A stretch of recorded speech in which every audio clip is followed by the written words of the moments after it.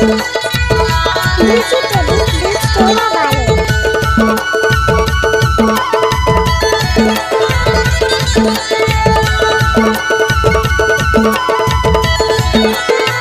हैगा हैगा हैगा हैगा है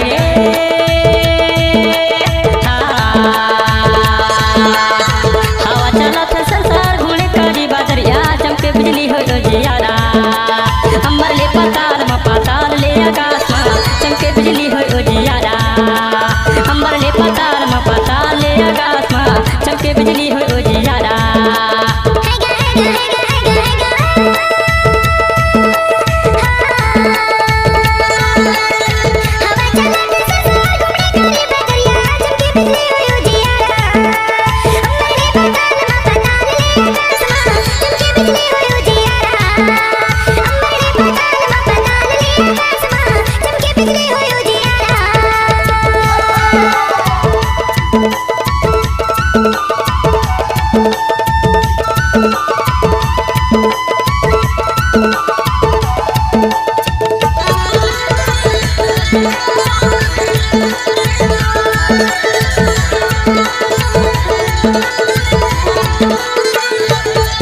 जैसे महाचोला रोथे काले के भगवान गाय तोड़ी पानी बरसर मन के निकल के तान हो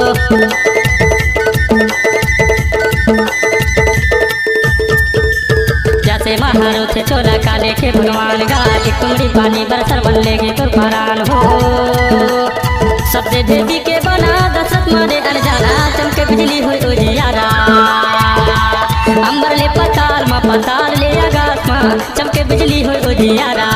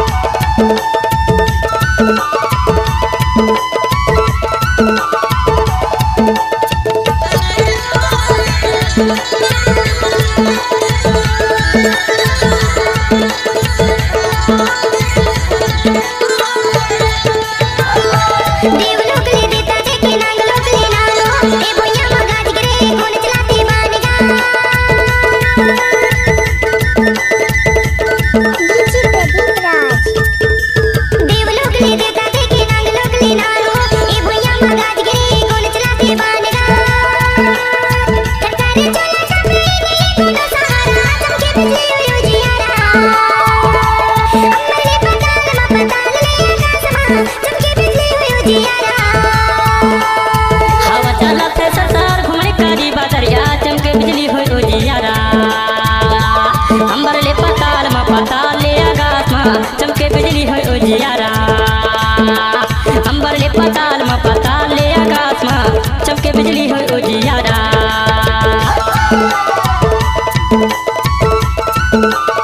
डीजे साउंड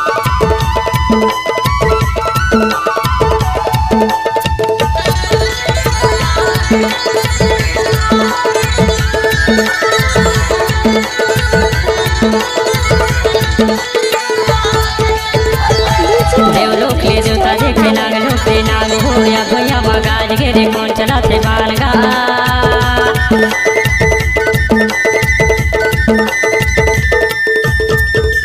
देवलोक ले देवता देखे नाग लोक ले नाग हो या भैया मगाज घेरे कौन चलाते बाल गा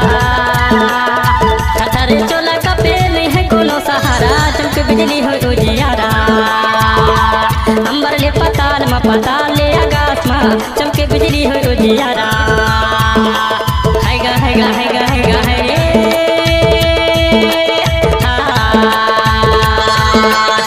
हवा चलत है संसार घूमे कारी बादरिया चमके बिजली हो जियारा